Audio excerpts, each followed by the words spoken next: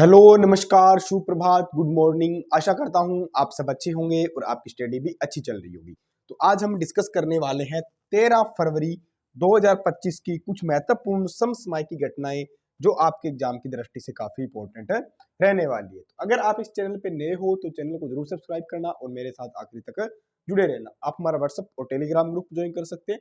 Play store से education factory का app download करें। इन सब का लिंक आपको वीडियो के डिस्क्रिप्शन में दिया है। अगर आपको ये पीडीएफ चाहिए तो आपको टेलीग्राम ग्रुप में मिल जाएगी, उसको जाके ज्वाइन करें। तो देखते हैं आज की वो कौन कौन सी महत्वपूर्ण घटनाएं हैं जो आपके लिए काफी इंपॉर्टेंट होने वाली है।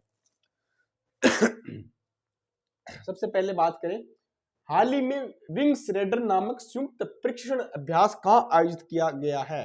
तो अभी बात करें कौन सा बेटा, विंग्स मतलब विंग्स रेडर्स। विंग्स रेडर्स एक सैन्य अभ्यास है। ये कौन कर रही है? भारत की सेना ही कर रही है। कौन कर रही है? कौन कर रही है? भारत की सेना। तो भारत की सेना इनमें कौन कौन सी कर रही है? एक तो इसमें कर रही है वायुसेना, एक इसमें वायुसेना है बेटा, वायुसेना एक है, इसमें थल सेना, ठीक है, एक है थल सेना, ठीक है। दोनों की क्या है? पूर्वी कमान है। दोनों की क्या है बेटा? पूर्वी कमान है, ठीक है। दोनों की क्या है? पूर्वी कमान इसमें इसमें पार्टिसिपेशन कर रही है, पूर्वी कमान। तो अब बात करें वायुसेना के अध्यक्ष कौन है? अमरप्रीत सिंह। कौन है? अमरप्रीत सिंह है, ठीक है। और थल सेना के अध्यक्ष कौन है? उपेंद्र उपेंद्र द्विवेदी। उपेंद्र उपेंद्र उपेंद्र द्विवेदी। कौन थल सेना के अध्यक्ष कौन है बेटा? हमारे आर्मी के उपेंद्र द्विवेदी, ठीक है, ये इसके अध्यक्ष है। तो इसका कौन सी विंग्स रेडर्स जो अभ्यास है, जो संयुक्त सैन्य अभ्यास है जो भारत की सेना कर रही है, वायु सेना और थल सेना मिलकर एक अभ्यास कर रही है, तो इनकी पूर्वी कमान ये अभ्यास कर रही है। कौन सी बेटा? इनकी कमान होती है पूर्वी, पश्चिमी, मध्य कमान, उत्तरी कमान, दक्षिणी कमान। तो पूर्वी कमान का ये अभ्यास किया जा रहा है, ठीक है, थल सेना द्वारा और वायुसेना द्वारा ये अभ्यास किया जा रहा है। मतलब एयरफोर्स और आर्मी इसमें भाग ले रही है। अब क्यों ले रही है? मतलब आपसी समझ है, जो युद्ध का प्रशिक्षण है, युद्ध का ट्रायल है, इसको बढ़ाने के लिए, आपसी साझेदारी बढ़ाने के लिए कर रही है। कल को मान लो कोई ऐसी सिचुएशन आए जहां थल सेना को या आर्मी को और एयरफोर्स को किस तरह एक साथ मिलकर काम करना है। तो थल सेना और वायुसेना पूर्वी कमान विंग्स रेडर्स नामक संयुक्त प्रशिक्षण मतलब अभ्यास आयोजित किया है, जो विशेष रूप से हवाई अभियानों पर केंद्रित है। मतलब जो थल सेना के सैनिक है उनको विशेष रूप से हवाई प्रशिक्षण है, हवाई ट्रेनिंग दी जाएगी, ठीक है। इसका उद्देश्य क्या है? अंतर सेवा तालमेल और अंतर संचालनीय को मजबूत करना है। मतलब आपसी तालमेल को बिठाना है। कल को कोई ऐसी स्थिति आ जाए, दोनों एकजुट होकर किस तरह उस स्थिति से निपट सकती है और आपस में एक दूसरे को ट्रेनिंग देने का काम कर रही है, ठीक है। क्वेश्चन नंबर सेकंड, हाल ही में केंद्रीय कैबिनेट ने भारतीय रेलवे के अंतर्गत किस रेलवे जोन के निर्माण को मंजूरी दी है? तो भारतीय रेलवे ने अभी एक नया जोन को निर्माण की मंजूरी दे दी है, जो कि साउथ में बनने वाला है, और वो 18वां रेलवे जोन होगा। कौन सा क्रम का? 18वां। ये दो रेलवे जोन है ना, इनसे थोड़ा थोड़ा पार्ट अलग करके बनाया जा रहा है। मतलब दो रेलवे जोन है, उनका थोड़ा थोड़ा हिस्सा कम करके एक नया रेलवे जोन बनाया जा रहा है। तो वो कौन सा? दक्षिणी तटीय रेलवे जोन। कौन सा है? दक्षिणी तटीय रेलवे जोन। ये रेलवे का नया जोन बनने जा रहा है। अब इसके बारे में देखते हैं डिटेल से क्या जानकारी मिली है। केंद्रीय कैबिनेट ने भारतीय रेलवे के 18वें जोन जो दक्षिणी तटीय रेलवे के गठन को मंजूरी दे दी है, जो कि आंध्र प्रदेश पुनर्गठन अधिनियम 2014 के तहत बनाया गया है। जब आंध्र प्रदेश और तेलंगाना जब अलग हुए थे तो 2014 में उसका पुनर्गठन अधिनियम के तहत ये बनाया जा रहा है। इसमें ईस्ट कोस्ट रेलवे और साउथ सेंट्रल रेलवे के कुछ दोनों हिस्सों को मिलाया जा रहा है। कौन सा? ईस्ट कोस्ट रेलवे और साउथ सेंट्रल रेलवे का जोन है, इसके थोड़े थोड़े हिस्सों को अलग करके बनाया जा रहा है, क्योंकि इन पे भी थोड़ा बोझ कम हो जाएगा, काम कम हो जाएगा और एक नया रेलवे जोन बन जाएगा। तो नौकरियां भी बढ़ेगी, काम भी उनके पास कम मिलेगा, थोड़ा बर्डन भी कम होगा और काम सही तरीके से होने वाला है। तो कहां पे इसका अधिकार क्षेत्र कहां पे आ रहा है? आंध्र, तेलंगाना और तमिलनाडु के कुछ हिस्सों में ये बनने जा रहा है। कहां के? आंध्र प्रदेश का, तेलंगाना और तमिलनाडु का कुछ हिस्सा इसके अंदर शामिल होगा। तो आपको याद क्या रखना है कि भारत का नया रेलवे जोन कौन सा बनने जा रहा है? तो दक्षिणी तटीय रेलवे जोन भारत का नया रेलवे जोन बनने जा रहा है। 12 फरवरी 2025 को किसकी जयंती मनाई गई थी? तो 12 फरवरी 2025 को किसकी जयंती आती है? तो 12 फरवरी 2025 को गुरु रविदास जी की जयंती आती है, जो कि एक कवि थे, संत थे, समाज सुधारक थे, ठीक है, जो कि उनकी जयंती आती है माघ पूर्णिमा को आती है 12 फरवरी को। हर साल उनके जन्मदिन की होता है उसको क्या बोलते हैं? जयंती बोलते हैं। गुरु रविदास जी की 12 फरवरी को हर साल जयंती माघ पूर्णिमा के दिन मनाई जाती है, ठीक है। गुरु रविदास जी 12 फरवरी 2025 को मनाई गई है। उनका जन्म माघ पूर्णिमा के, जिस दिन माघ की पूर्णिमा होती है उस दिन इनकी जयंती आती है, जो कि एक कवि भी थे, दार्शनिक थे, समाज सुधारक थे, जिनका जन्म बनारस उत्तर प्रदेश में हुआ था। और इनका कौन से समुदाय से जुड़े हुए थे? जो लोग चमड़े का काम करते हैं उस समुदाय से ये जुड़े हुए थे। इनको रैदास, रोहिदास और हरिदास के नाम से भी इनको जाना जाता है। रविदास जी को रैदास, हरिदास और रहीदास जी के नाम से भी जाना जाता है। बनारस उत्तर प्रदेश के रहने वाले थे और माघ पूर्णिमा के दिन इनकी जयंती मनाई जाती है। क्वेश्चन नंबर 3, हाल ही में स्विट्जरलैंड के किस टेनिस खिलाड़ी ने मुंबई ओपन 2025 का टेनिस प्रतियोगिता जीती है? तो जो मुंबई ओपन है बेटा, भारत का जो एकमात्र महिलाओं का ओपन है, मुंबई ओपन है ना, मुंबई ओपन टेनिस है, मुंबई ओपन टेनिस है जो भारतीय महिलाओं को क्या है, एकमात्र ओपन टेनिस है, ठीक है। तो इसका मुकाबला किसने जीता है? तो इसका मुकाबला किसने जीता है? जिल टिचमैन ने जीता है। किसने? जिल टिचमैन ने जीता है। उनका नाम टिचमैन है बट ये क्या है? लेडीज है, ठीक है, लेडीज है, महिला है। और कहाँ पे आयोजित हुआ था? तो नाम से पता चल रहा है मुंबई ओपन, तो मुंबई में आयोजित होगा, ठीक है। ये रहने वाली कहाँ की है? ये जिल कहाँ की रहने वाली है? तो जिल कहाँ की रहने वाली बेटा? स्विट्जरलैंड की रहने वाली। कहाँ की? स्विट्जरलैंड की रहने वाली है, ठीक है। तो आपको पता होना चाहिए कहाँ की रहने वाली है? स्विट्जरलैंड की रहने वाली। तो ऑप्शन बी हमारा राइट आंसर होने वाला। Option B is the right answer. आपको से पूछा जा सकता है कि भारत का एकमात्र महिला ओपन टेनिस गेम कौन सा? मुंबई महिला ओपन टेनिस गेम है जो महिलाओं के लिए एकमात्र गेम यहाँ पे आयोजित किया जाता है, ठीक है। जितना जीता किसने? जिल टिचमैन ने जीता, जो कि स्विट्जरलैंड की रहने वाली। ये देखो नाम के पीछे मेन था बट ये मेन नहीं, ये फीमेल है, ठीक है। स्विट्जरलैंड की जिल टिचमैन ने मुंबई ओपन 2025 का खिताब जीता है। फाइनल में किसको हराया? थाईलैंड की जो मनाचे समांगकाउ को हराया। किसकी? थाईलैंड की मनाचेया समांगकाउ को इन्होंने टूर्नामेंट में हराया है। और टूर्नामेंट कब हुआ था? 3 से लेकर 9 फरवरी 2025 को मुंबई में इनका आयोजित किया गया था। मुंबई ओपन भारत में आयोजित होने वाली एकमात्र WTA प्रतियोगिता, मतलब महिलाओं की एकमात्र टेबल टेनिस प्रतियोगिता है मुंबई, ठीक है। मुंबई ओपन भारत के अंदर आयोजित होने वाली महिलाओं की। पिछली बार 2017 में आयोजित हुई, तो इसका टूर्नामेंट आर्यना सबलेका ने जीता था। किसने जीता था? 2017 में आयोजन हुई तो किसने जीता था? आर्यना सबलेका ने ये टूर्नामेंट जीता था। इसका अब की बार क्या? चौथा संस्करण खेला गया, जो कि हार्ड कोर्ट पे खेला जाता है। कौन से कोर्ट पे? हार्ड कोर्ट पे खेला जाता है। जैसे कि आपको पता है टेनिस के अलग अलग होते हैं, हार्ड कोर्ट है, क्ले कोर्ट है, ठीक है, ग्रास कोर्ट है, ओपन ऑस्ट्रेलिया ओपन हो गया, फ्रेंच ओपन हो गया, ठीक है, विलियम्सडन ओपन हो गया। इस तरह के जो ये फ्रेंच ओपन हो गया, इस तरह के जो अलग अलग टेनिस के मैच होते हैं और इनका ग्राउंड भी अलग है, किसी का हार्ड है, किसी का क्ले है, किसी का ग्रास है। तो ये हार्ड कोर्ट पे खेला जाता है, ये भी आपको याद रखना है, ठीक है। लिम्फेटिक फाइलेरिया मुख्य रूप से किसका कारण है? तो लिम्फेटिक फाइलेरिया मुख्य रूप से किसका कारण है?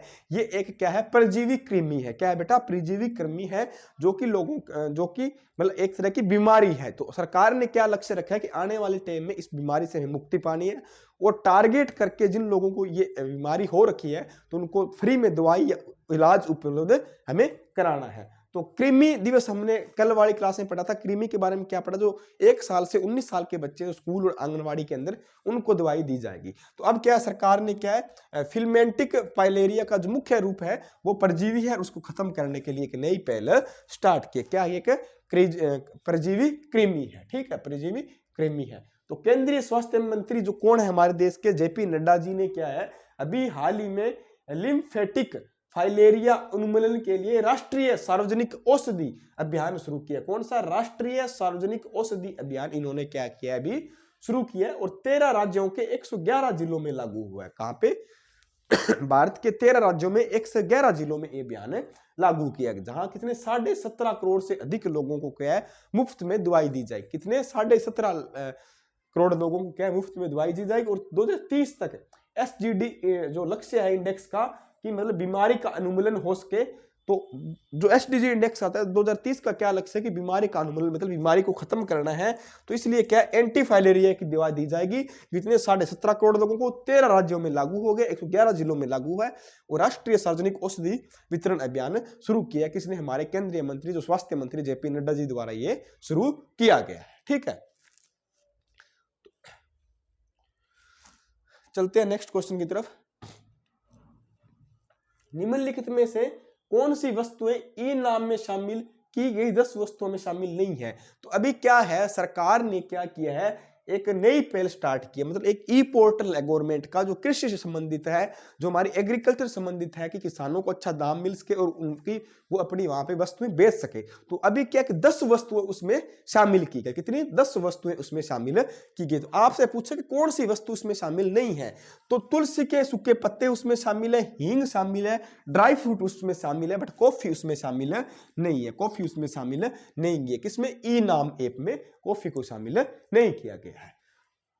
ठीक है, ऑप्शन बी हमारा राइट होगा। तो भारत सरकार ने कृषि व कल्याण मंत्रालय ने ई नाम नेशनल एग्रीकल्चर मार्केट, मतलब ई नाम नेशनल एग्रीकल्चर मार्केट के दायरा बढ़ाने के लिए, लोगों की आमदनी बढ़ाने के लिए, किसानों की आमदनी बढ़ाने के लिए, जो मतलब किसान ने सीधा बिजनेस कर सके, व्यापार से जुड़ सके, इसलिए कि किसान और व्यापारियों के डिजिटल ट्रेडिंग प्लेटफॉर्म को अधिक लाभ मिले, मतलब किसान और व्यापारी एक साथ जुड़ सके और अधिक लाभ ले सके, इसलिए ई नाम के अंदर 10 कृषि वस्तुओं को व्यापार योग्य मापदंड के लिए तैयार किया। तो उसमें क्या है, कॉफी इस बार नहीं की गई। ठीक है, तो ये आपको याद रखना है। जिसकी संख्या कितनी हो, टोटल 231 होगी, मतलब जो वस्तुएं इसके ऐप के अंदर जो जोड़ी गई है ई नाम के अंदर, जो कितनी होगी, वो एग्रीकल्चर नेशनल एग्रीकल्चर मार्केट के अंदर जो वस्तुएं जोड़ी गई है वो कितनी, 231 संख्या हो गई। उन वस्तुओं की संख्या कितनी है, 231 है। क्वेश्चन नंबर 7, नई दिल्ली में यूनानी दिवस, यूनानी चिकित्सा के नवाचार हेतु अंतरराष्ट्रीय सम्मेलन का उद्घाटन किसने किया। तो आपने एक आयुष पढ़ा होगा बेटा, क्या आयुष पढ़ा होगा, आप पढ़ते हो जब आयुष मंत्रालय पढ़ते हो, तो आयुष ए का मतलब क्या होता है, आयुर्वेद। क्या होता है? आयुर्वेद होता है। ठीक है, ए का मतलब आयुर्वेद होता है, आयुर्वेद होता है। वाई का मतलब क्या होता है, योगा होता है। ठीक है, योगा होता है। तो इसी तरह यू का मतलब क्या होता है, यूनानी होता है। यू का मतलब क्या होता है, यूनानी होता है। तो सरकार ने क्या है, जो यूनानी दिवस है या यूनानी चिकित्सा का नवाचार है, यूनानी चिकित्सा को अपनाने के लिए एक अंतरराष्ट्रीय सम्मेलन का उद्घाटन किया है। तो किसके द्वारा किया गया? तो उसका उद्घाटन हमारी राष्ट्रपति जी द्वारा किया गया है, जो कौन है, द्रौपदी मुर्मू जी द्वारा किया गया। देश के राष्ट्रपति द्वारा यूनानी दिवस पर अंतरराष्ट्रीय सम्मेलन का उद्घाटन कहाँ, नई दिल्ली में किया गया है। ठीक है, तो कहां किया गया, नई दिल्ली। ऑप्शन बी इसका, सॉरी ए इसका राइट आंसर होगा। तो क्या इससे पहले कभी हुआ है? बिल्कुल हुआ है, इससे पहले ये 2 बार हो चुका है। ये कौन से क्रम का अब की बार है, तीसरे क्रम का इसका आयोजन किया जा रहा है। ठीक है, कौन से क्रम का आयोजन किया जा रहा है इस बार ये?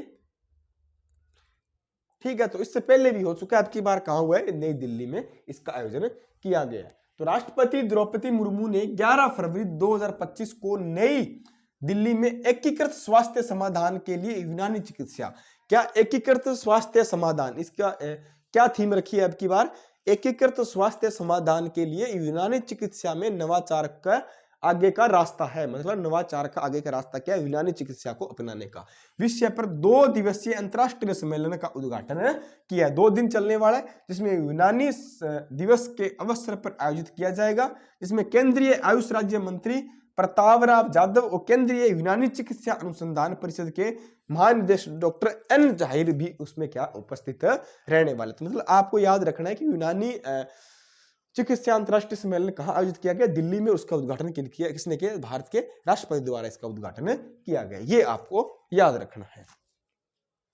क्वेश्चन नंबर 8, अंतरराष्ट्रीय महिला एवं बालिका विज्ञान दिवस कब मनाया जाता है? अंतरराष्ट्रीय महिला और बालिका विज्ञान दिवस की बात करूं तो यह हर साल 12 फरवरी को मनाया जाता है। कब मनाया जाता है? हर साल 12 फरवरी को मनाया जाता है। क्यों मनाया जाता है? महिलाओं को या बालिकाओं को क्या साइंस से जोड़ना, उनको एम्पावरमेंट करना, उनकी स्वास्थ्य पे ध्यान देना, उनको शिक्षा के अंदर अधिकार दिलाना, इसके लिए ये मनाया जाता है।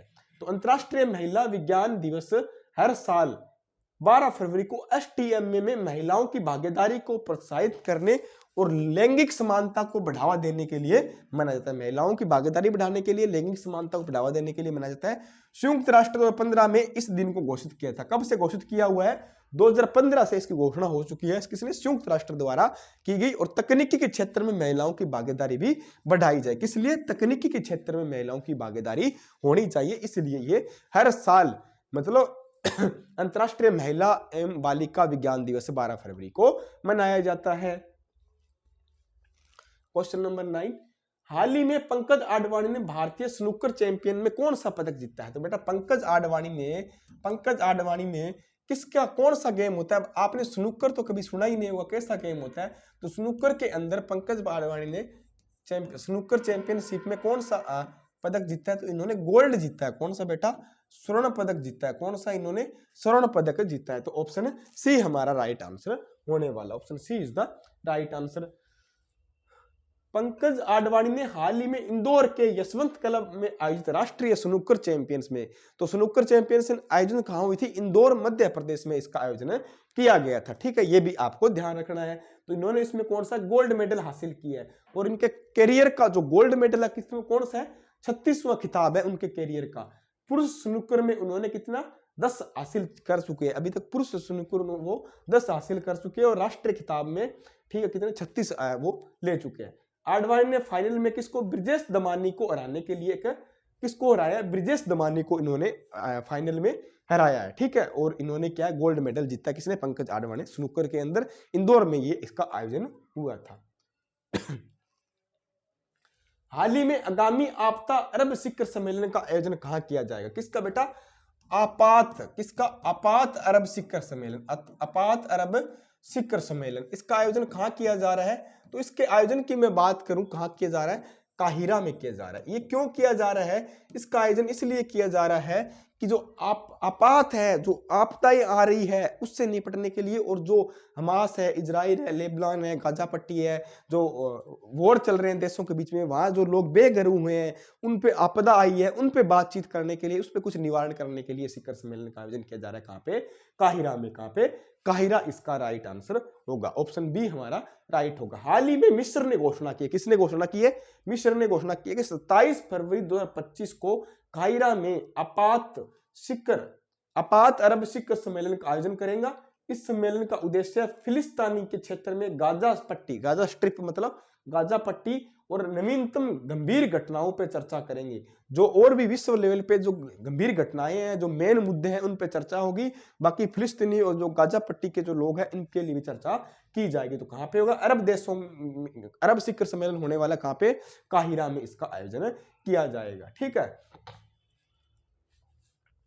क्वेश्चन नंबर 11, हाल ही में थाईपुसम महोत्सव कहां आयोजन किया जाएगा? तो थाईपुसम महोत्सव की बात करूं तो थाईपुसम महोत्सव बेटा कहां? तमिलनाडु में। कहां पे? तमिलनाडु में आयोजन किया जाएगा। तो अब थाईपुसम महोत्सव पे किसकी पूजा होती है? किसकी? मुरुगन की। मुरुगन क्या होता है बेटा? मुरुगन क्या होता है? कार्तिकेय, भगवान कार्तिकेय का अवतार माना जाता है। जो गणेश जी के भाई थे ना कार्तिकेय, भगवान महादेव और देवी मां पार्वती के जो पुत्र थे कार्तिकेय, उनकी पूजा होती है, जिनको साउथ में क्या बोलते हैं? मुरुगन बोलते हैं। क्या बेटा? मुरुगन बोलते हैं। और कौन सा है? थाईपुसम महोत्सव का आयोजन किया जाता है। तो कहां पे? तमिलनाडु में इसका आयोजन किया जाता है। आपको याद रखना है थाईपुसम महोत्सव कहां होता है? तमिलनाडु में होता है। किसकी पूजा होती है? मुरुगन देव की या भगवान कार्तिकेय की पूजा की जाती है। हाल ही में थाईपुसम महोत्सव तमिलनाडु के रामानाथपुरम जिले में इसका आयोजन किया जा रहा है। तो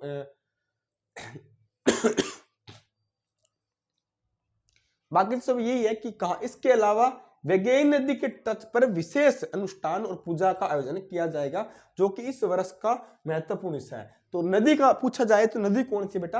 वेगई नदी की। किस नदी के तट पे आयोजन किया जा रहा है? वेगई नदी के तट पे आयोजन किया जाता है। कौन सा मंदिर है?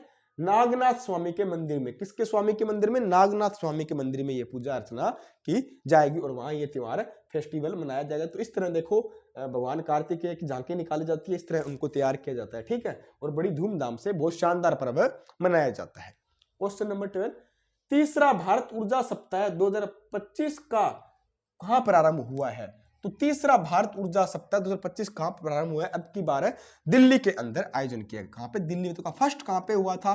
फर्स्ट की बात करें तो बेटा कहां पे हुआ था? गोवा में। फर्स्ट कहां पे हुआ था? गोवा में हुआ था। ठीक है। सेकंड आपसे पूछे कहां पे हुआ? बेंगलोर में। कहां पे? बेंगलोर में सेकंड का आयोजन हुआ था। सेकंड कहां पे हुआ था? बेंगलोर में इसका आयोजन हुआ था। अब थर्ड कहां पे हो रहा है? अब की बार दिल्ली के अंदर हो रहा है। थर्ड कहां पे हो रहा है? दिल्ली के अंदर इसका नई दिल्ली में आयोजन किया जा रहा है। ठीक है। तो मतलब क्या है, भारत ऊर्जा सप्ताह क्यों मनाया जाता है? इस पे यही बातचीत है कि भारत को आगे हम आने वाले टाइम में जो ऊर्जा है उसका संरक्षण कैसे करना है, कितने टारगेट रखना है, कितनी हमें रिन्यूएबल एनर्जी प्रोड्यूस करनी है, ठीक है, कितना सोलर पे ध्यान देना है, कितना विंड पे ध्यान देना है, इन सब चीजों पे चर्चा की जाएगी। तो ऑप्शन सी हमारा राइट होगा।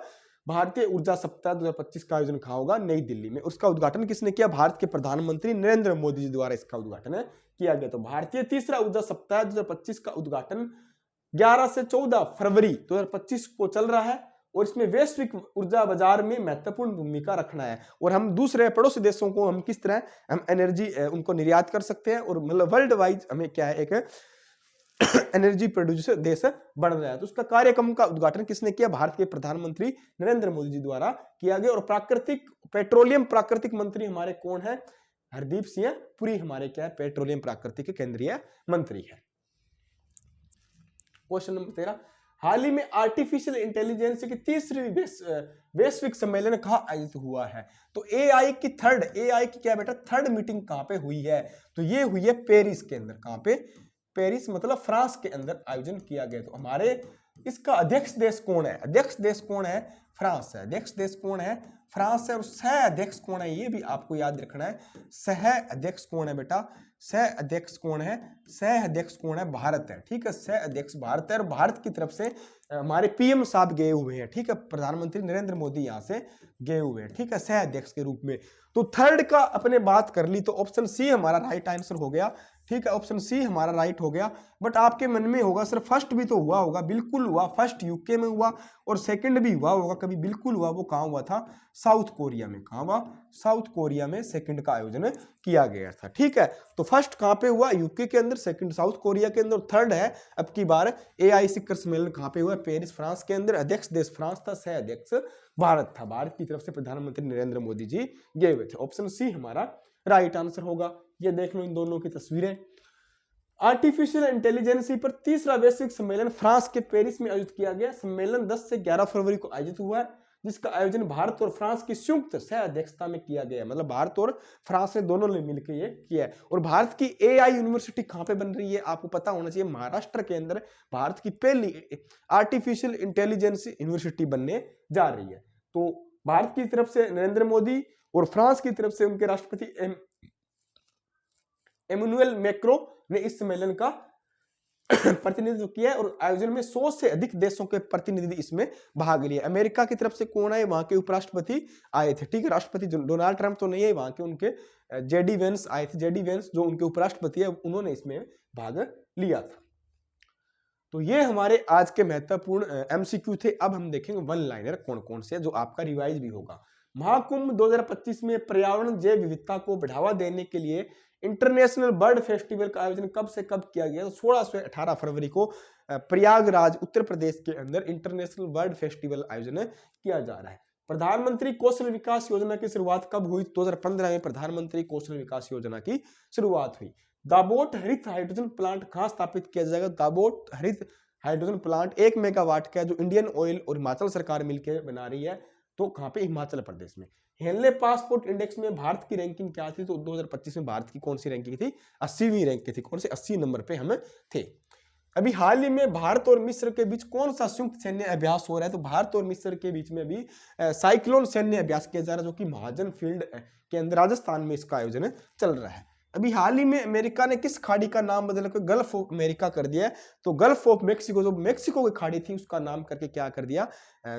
अमेरिका की खाड़ी उसका नाम कर दिया। लेबनान की राजधानी क्या है? बेरूत लेबनान की राजधानी। बेरूत क्या है? लेबनान की राजधानी। विश्व दलहन दिवस 2025 की थीम क्या है? दालें, कृषि, खाद्य प्रणालियों में विविधता को लाना है। मतलब दालों का ज्यादा से ज्यादा उपयोग करना है, उनको कृषि के अंदर लेके आना है। हाल ही में मणिपुर के मुख्यमंत्री ने इस्तीफा दे दिया। कौन थे? एन बीरेन मणिपुर के मुख्यमंत्री थे।